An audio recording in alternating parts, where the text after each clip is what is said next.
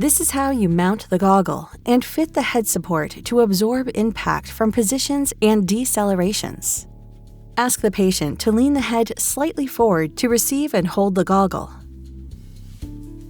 Tighten and secure the elastic strap around the patient's head. And check that the goggles are positioned correctly.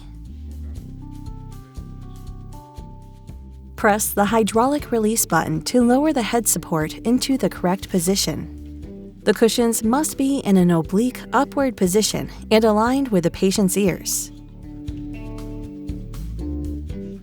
Connect the two side supports with the Velcro strap. The strap must run just above the goggle foam cushion.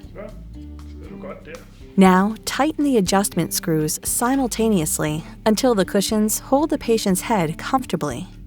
Make sure the ears don't fold under the cushions. A goggle with top-mounted cameras is optional. With that option, the strap must run between the patient's forehead and the goggle cables. Otherwise, the patient setup procedure remains the same, regardless of goggle type.